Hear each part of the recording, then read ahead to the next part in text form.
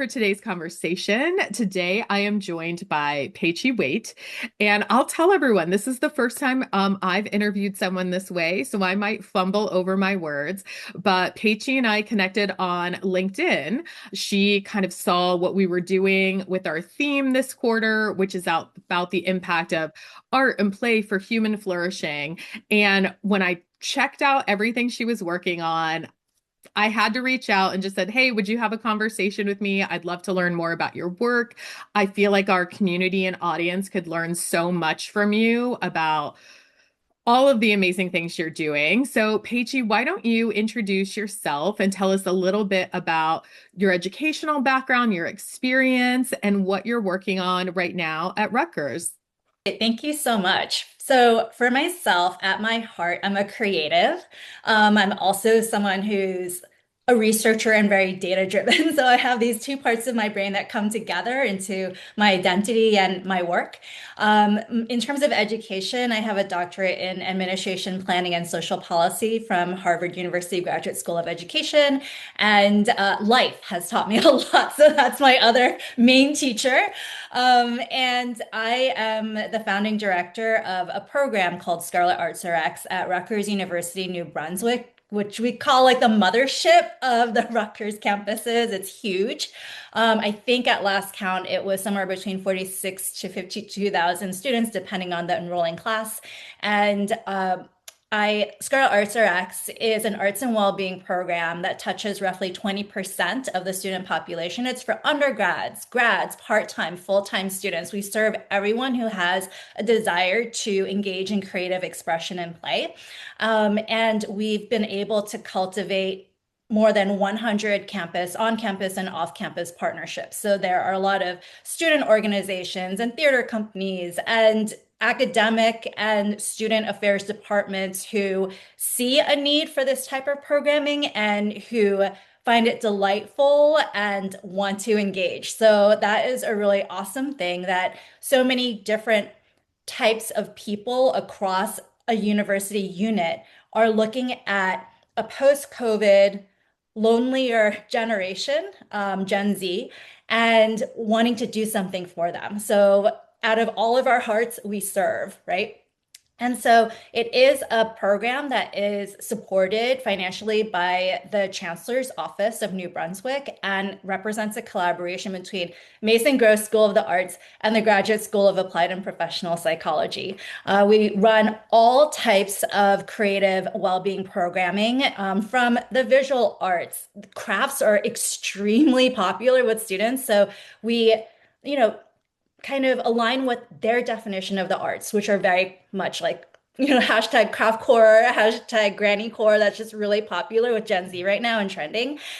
We support the arts ecosystem that is at Rutgers itself. So there are a lot of student orgs or other departments that do the arts, but there isn't as much visibility sometimes as they would like. So we shine a light on them. We have a weekly scoop zine, our Instagram account. When you look at the dashboard on the back end, we're trending at about 310,000 views. So 310,000 plus per month every 30 days, which is great for a baby account. Like we are like we're barely there, right, as an account.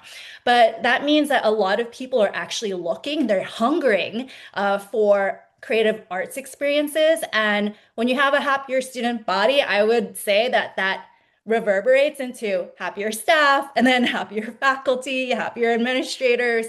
It just helps to hopefully make everyone's life uplifted on a college campus. Oh my God, I love everything you said. And one of the reasons why I wanted to dive into this topic is we know stress and burnout, mental health are huge issues for everyone, not just our workforce, obviously for students, really for our whole population, I feel like Mhm. right now.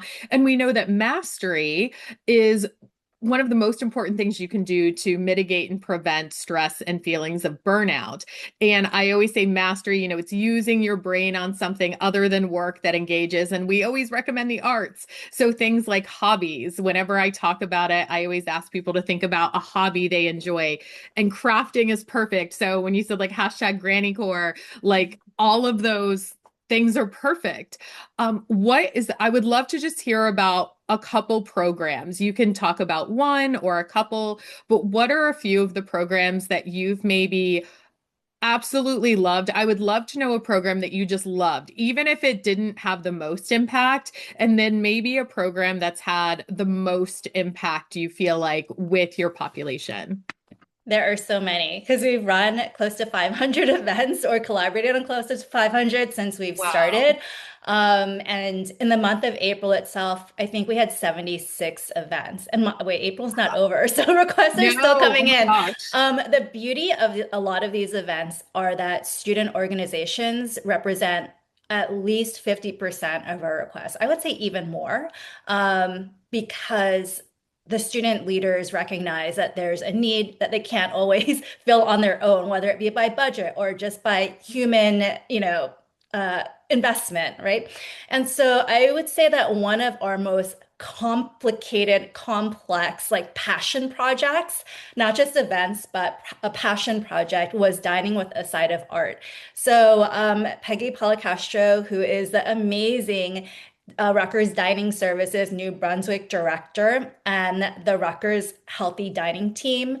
And I got together and we thought about, dining hall food and nutrition, and we thought about the arts and how we can holistically blend together to create an experience where students are not just thinking about like what I put in my body, but what I do with my hands and how I invest my heart and my mind.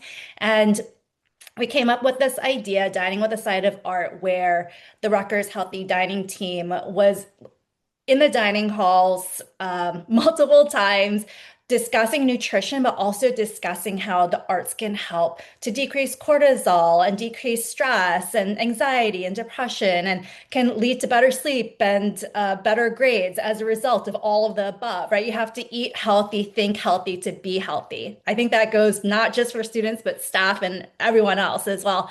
And these are like elemental lessons that I think just need to come back into play. Like, no matter how basic the reminder seems, like, give the reminder. I think even as adults, we sometimes don't eat the healthiest or something, right? Like, kind of invest in yourself because that's the best investment you can make to order to be able to give to others. So we ran that. It was successful. We also gave out little painting palettes and easels so they could, pick up and actually practice what we're telling them to do. Students love that because, as I said, they love crafts. And they love being able to lean into childhood joys. And what's really important is the permission that is given to them to engage in activities like this. Sometimes students who come to a college campus might think, "Oh, I have to be like serious now. Like I have to switch to this other persona of just being this totally like serious academic student, and I just can't engage in like these silly activities anymore." But the silliness is valued. I mean, if something generates joy as a hobby or some sort of creative activity as play, like engage in it so that you can feel like you are more fulfilled as a student and that you can dive into your imagination and your creativity, which will help you in your actual academic work, no matter whether you're a STEM major or humanities. And we've actually seen similar impact across all schools. We actually serve all schools and we serve all majors. And I think we've had all majors in our program already who've come to our events. So anyway, we then decided in our second iteration to pull in Rutgers Gardens because Rutgers Gardens physically is separated. There's no campus bus that goes there. So a lot of the students actually don't own vehicles and you need to drive or be able to hitch a ride somehow to be able to go there. And it's a beautiful space. So Lauren Erickson is the director of Rutgers Garden, also an amazing person. And we're like, well, it's hard to brings like a mass of students there. But what if we somehow tangibly bring Rutgers Garden to the students? And so the second iteration of dining with a side of art included vegetables that were harvested from Rutgers Farms, which is under Rutgers Gardens. And there were beets, onions, and kale that our student team extracted pigments from and created jars and jars and jars of paint, which we like stored in refrigerators all over campus. And we were just like, download, just say you're on a juicing fast, like for any staff that is like storing like tons of, onion juice and beet juice and kale juice in their refrigerators all over campus. And we put them into mason jars. We allowed students to play with them in the dining halls. They got like the smell of Rutgers gardens. They got to touch Rutgers gardens, interact with it, see that, these are healthy foods that you can eat or drink, and you can also play with them and create art. So they were creating artwork. In addition to doing this in the dining halls, we also did it in at least 15 science-based student organizations. So in all of their meetings all across campus, we were in 3 classrooms, including a chemistry classroom and 2 Blaustein public policy and planning classrooms, and a lot of different other spaces like Rutgers Farmers Market space, the Civic Square building lobby space. We were kind of just like all over and just trying to push this messaging as far as we can. Then we then also created a video, and so students got to like with their eyes visually feast on Rutgers dining and Rutgers gardens and be able to see like all of the different services that are holistically offered for their health. And hopefully that they and all of the staff who view this video would be able to think about like the different things, the different dimensions of wellness that they can work on that are very actionable on an everyday basis. And on top of that, because we go all out, we created a children's book, and Radeep Marika, who's on staff with me as a lesson plan developer and whose dream was to become a children's book author. So now we're leaning into occupational wellness in this realm as well. Like, what do your staff dream of? Like, what would they love to lean into and do that would also be missionally aligned and would create like just this spark of well-being in your department and other departments. So she wrote and illustrated a book called Scarlet Squirrel and the Campus Beats, and that is currently being promoted like all across campus and in the local community. It is a coloring book that cultivates wellness. A lot of people love to color, whether it's students or staff. It taps into that childhood joy. It lets you meditate, as you're drawing and, being bold with color. And it also helps to educate not just the students, but different staff members, administrators around campus about the wonderful resources that are offered in these 3 departments. So that is a long answer for one of the events that we did. The other, sorry, part B of your question, we experimented with a series called Teddies and Tees. And so it is a teddy bear. They create a t-shirt for it and matching friendship bracelets. And when I just first thought of that, I thought maybe this is like too juvenile, it's too preschool. I don't know.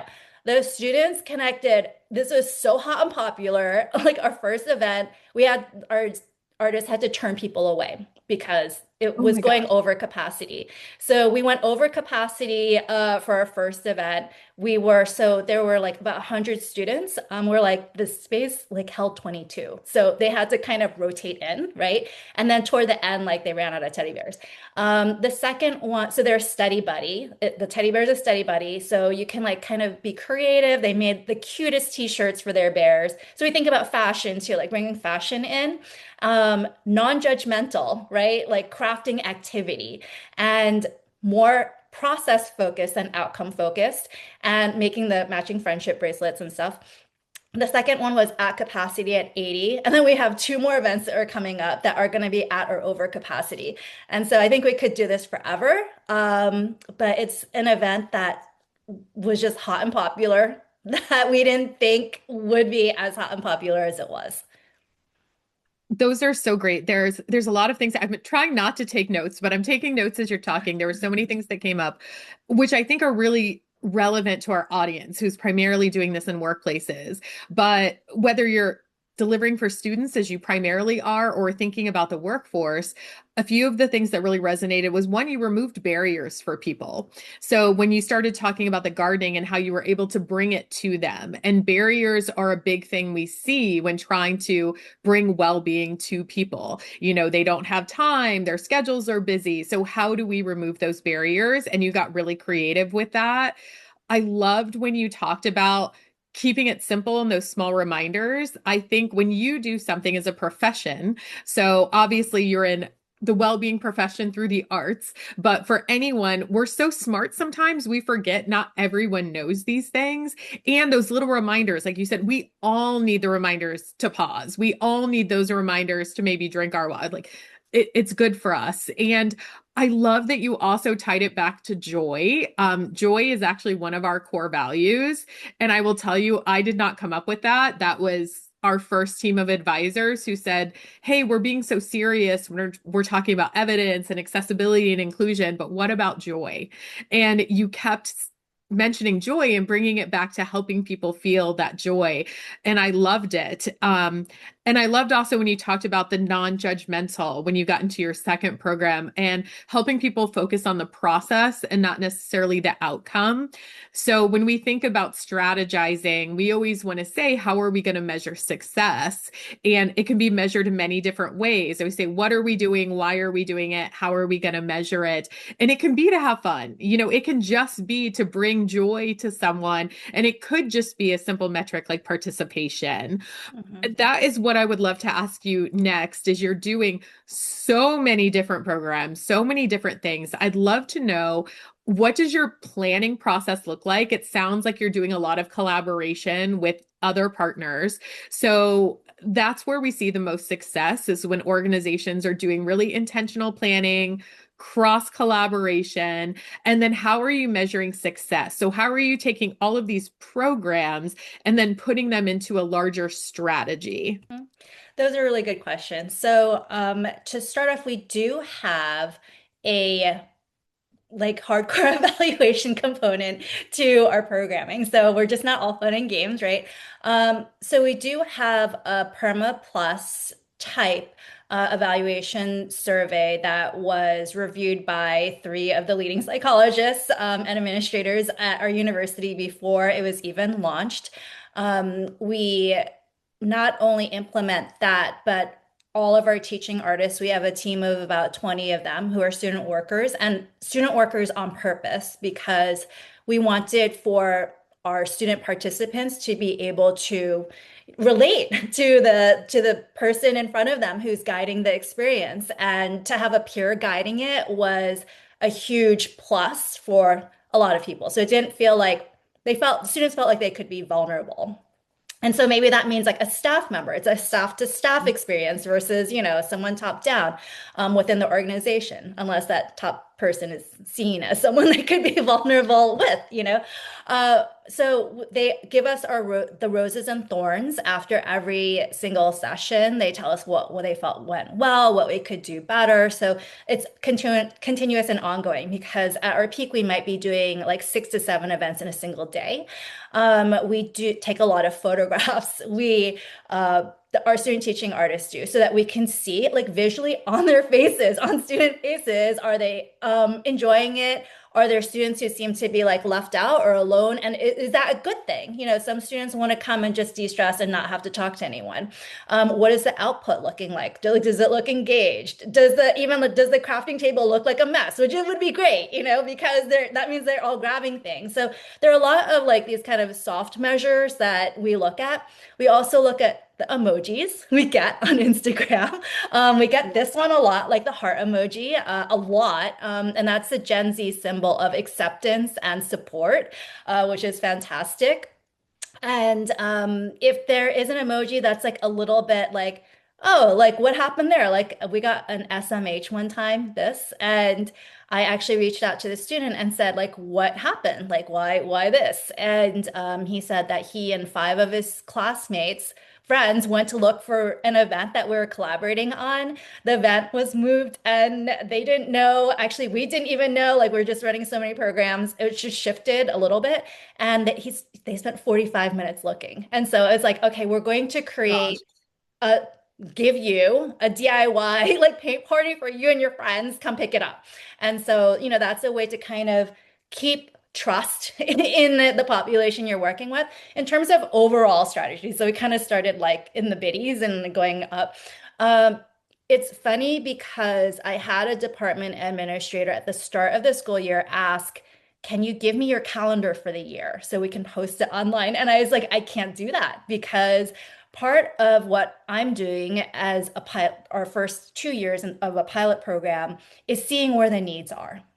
And I don't think we would have been able to identify the huge needs by student orgs, like the huge amount of requests by them, and the different departments that continuously reach out to us for collaborations, which signals to me as the founding director that it's important to maintain this type of flexibility up front.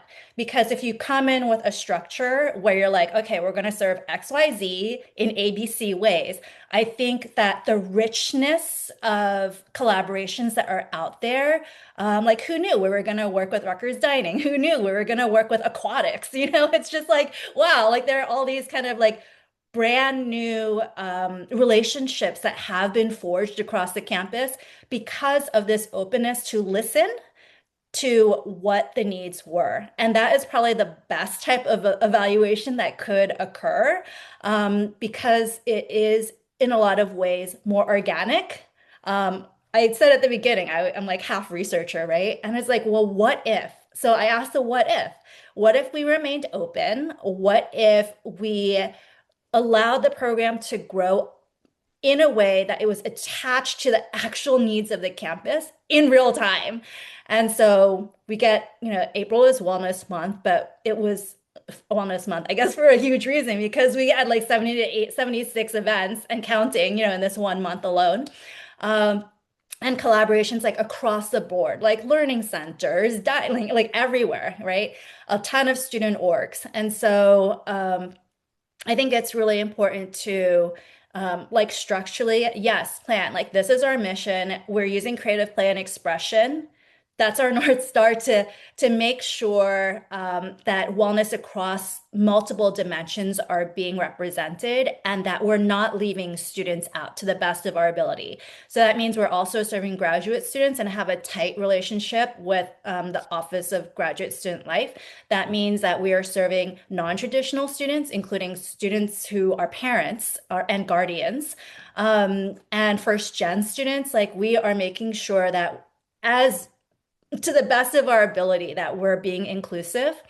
And I think that students see our authenticity and our heart, and other administrators see our authenticity and our heart and our willingness to work hard for what we believe in. And that is the structure of the program. It's not like we have this huge business plan that we're trying to get through A, B, C, and then A1, A2, A3, and hit all the little, dots.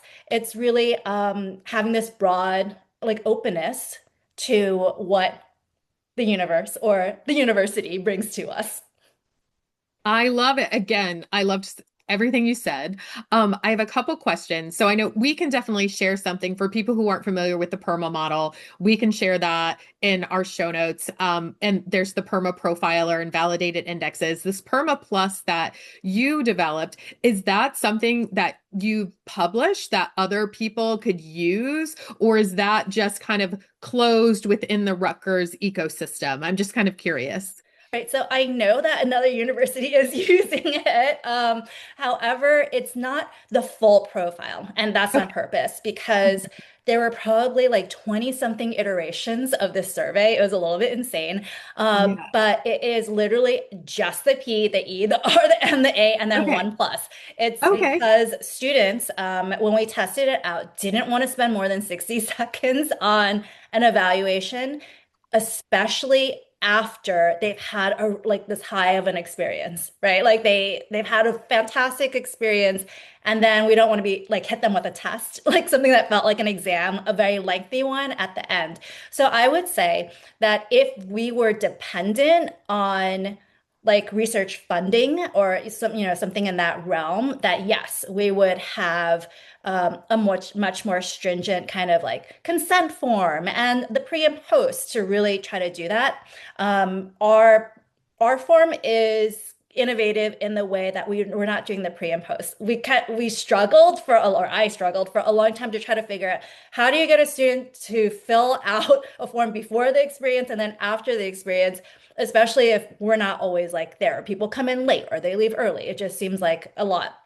And so, in order to decrease the stress on our staff and myself and the students, we just did as a direct result of your participating in this art activity, you just did. So we're being very, very specific. It's not the snacks you ate at it. It's not like maybe you got pizza, but the art activity that you did. Do you feel a greater sense of, and then the perma plus categories on a very surface level. In a future iteration, if we wanted to segment out a portion of this population to, deliver a much more in-depth like evaluation and to do a research study with them. That is something that I had advised another public university. They are actually doing that way, but they also have a much bigger staff and many more resources and more funding. And so that is something that I would advise, like the pre and post, very hard. Do the post. We do paper surveys as best as we can to collect that. And you will have students who won't fill out because it's voluntary. It's like if you'd like to fill it out, people do leave early. And we also started doing a lot of public arts events where we could not, like theater type, public music, public jazz, where we can't. So we're serving students and we can't always give them like a survey to fill out at the end. But there are these other markers like the pictures. They look happy, they look engaged, they're meeting friends, they're chatting. Like, what are you hearing on the ground, right? Like our student teaching artists are telling us. And so we depend on that type of feedback instead, but it's all valuable, I would say. No, that's great. So what I'm hearing is looking at like the perma items, pulling out one from each item and framing it up as a post-survey question. Right. That's great. I think understanding how to evaluate is something a lot of practitioners maybe struggle with because they might not have ever been taught that depending on their formal Mhm. education. And Mhm. so that's one thing at Wellbeing Think Tank we try to teach people is how do you measure and Right. using validated indexes that have already been Right. tested for those nerdy words of validity and reliability. Like use these Exactly. questions. We don't need to make things up. Like use these things that we know work. I Mhm. loved how you talked about using peers. And so I think on the employer side, using staff well-being groups, empowering people who are passionate to lead things is great. I wanted to ask you a personal question of the roses and thorns. And it's something I see a lot of is when a practitioner runs something, they put a lot of their time and effort into it. And our brains have this negativity bias. So when they get that thorn, as you mentioned, what if, staying agile, great. How do we take this and kind of reiterate and make it even better for next time? But how do you personally, maybe when you get one of those thorns, how do you navigate what our brains automatically do and keep yourself on that positive track, knowing that you're doing really amazing, impactful work? Mhm. Well, I think it's really important, first and foremost, to always be doing like vibe checks of your team, especially if you're a team that is whose goal is to deliver well-being, like your team needs to be well as well. So if let's just say one of our student workers is just like overwhelmed, we're not going to be pushing like work at that time, or it could be just like a check-in, like what can we do to better support you? And a lot of our thorns that we've received actually is around like supply hiccups or something that happened, like oh the paintbrushes were not in the paint, in the cart for the painting activity, and so they had to like squeeze paint out or spill paint to kind of figure out like an alternative around that. Or it might be like some sort of location issue, like the room was too small. Like we cannot work in this room again if it's 10 people, like double amount of people came or something like that, right? Like the proportions are off. So we kind of get a sense of understanding like campus spaces as well. And I think that the positioning, like mental positioning for the team is just really important because you're not going to get in trouble. You're not going to get disciplined or, something because something went awry, we're going to collaboratively figure out how to deliver a better experience for the students next time. And our partners, I hope, like all, and I think all like understand it in the same way. So I think it comes down to team culture and the culture that we're like giving off, right? And so the great thing that we've noticed is our student teaching artists tend to refer their friends and their classmates to also work together on our team, which is probably the best, review of our work because they want other people to join in the very purposeful accomplishments that they feel that they are giving. And I would say that among our staff and student teaching artists, when something, thorn does come in, it's not like, oh, like I did a bad job or this or that. They go into the problem solving mode, which I think is wonderful. It's like, oh, like this did not work out well, but I think we should do this next time. So giving the space for staff to speak into the solutions and not just depending on, well, as a director, what would you do? It's like, well, you tell me what you would do because you know the students the best and really having the trust in the team. And so I think those are just really key things when it comes to the thorns coming in. Awesome. So I love everything you've been sharing with us. I want to kind of have you reimagine that now you're in a workplace. So now you're thinking about how do we bring in creativity, arts, the play into workplaces. And you're at a workplace where maybe they haven't completely bought into well-being yet. There's really not a lot of funding. A lot of our audience, I feel like, they're a team of one. They might not have any cross-functional collaboration. They might not have that amazing leadership support, which you're getting from your chancellor, and they certainly don't have budgets. But if they take these concepts of kind of art, creativity, play, what are maybe some things you would recommend that they could try? Like if you were forced, if we just threw you into that position today and like, hey, Peichi, congratulations, here's your new job. You have no budget, you have no team, go make something happen. How would you approach that? Mhm. So this is really interesting because I think there's so much hidden talent in the workforce itself. And I will give you an example is we collaborate a lot with my dear friend and she's a CAPS therapist and also a sound healer who does a lot of sound baths outside of work, right? And so I'm like, well, what would you feel about bringing that gifting into the workplace? And so we've done a ton of sound baths together, also for staff. And one of them, our last one was a floating sound bath. So that's when Rutgers Aquatics came in. They were so generous. They bought like all these floats. So, all these staff and students who were permitted to come. And she did a sound bath with, two of her team who were there. And it's something, of course, the institution would need to, or, the workplace would need to, okay, it's not an activity like that. But it is for that staff member, there's like a dual benefit because A, they get to bring their expertise into the workplace. They're, other employees get to see them in this new amazing light. But also, if they're running like a side business, let's just say doing sound baths or something else, then there's like an invitation out as well, if that's like permissible, right? And it's in the staff's own free time and their own money to pay for it if they want to. So you can start generating this like dual sided or kind of two-way uh, pathway or ecosystem where the staff member feels supported in a brand new way. And they might have some outside benefit as well, like as an audience or financially or something like that. So I would say to find the talents within the team, do not make them feel like they need to give their talent and time. Without compensation. If you can compensate them, awesome. But if you can't, it's like, but some people are just so passionate about what they do that they would be more than happy to, give the lunch hour or do something. And part of the tie-in into wellness and let's just say hesitancy of maybe some staff members to engage in wellness, well, they might not want to engage in wellness per se, but they're curious about their coworker and they might want to engage on a relational level and then get wellness as a result. So I would say that there are different entry points into doing something like that. Social well-being is huge, and we all Mhm. need some connection right now. We're in a loneliness epidemic. I love that. So if someone's listening right now and they want to start something maybe for themselves, what is the first step you'd recommend for someone who wants to work on implementing a little bit more creativity and joy into their own life?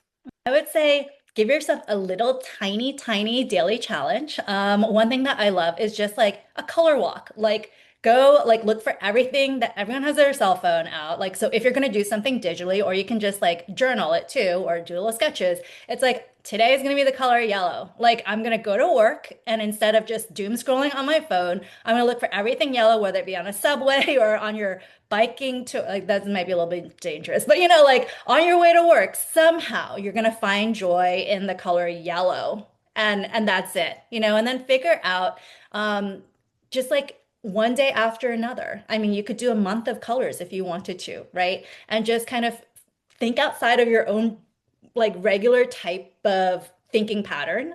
Work on that neuroplasticity, right? Do something a little different. And I think that will start, those little entry points will start opening tiny doors and maybe bigger doors of joy into your life. I love that so much. We're actually working on a 30-day challenge to give to our Oh, community. I'm putting that on there. I'm going to add the awesome. color walk on there. If you have any other ideas, please email them to me. I'm sure I could get all ideas from you in one conversation. But Peichi, thank you so much for your time today. If people want to connect with you, learn about your work, learn about the Scarlet Arts Rx program, where could they find you or more information that they could maybe learn more about? Yeah, sure. Find me on LinkedIn. It's just my name smushed together. And I would love to hear from everyone and connect. And thank you so much, Chase, for your interview and all of your insights as well. Yeah, thank you so much for the work you're doing. And for anyone listening, if this sounds like your kind of community and work you're interested in, head on over to wellbeingthinktank.org and learn about what's coming up and how you can get involved. And we will see you next time. Thank you so much, Peichi. Thank you.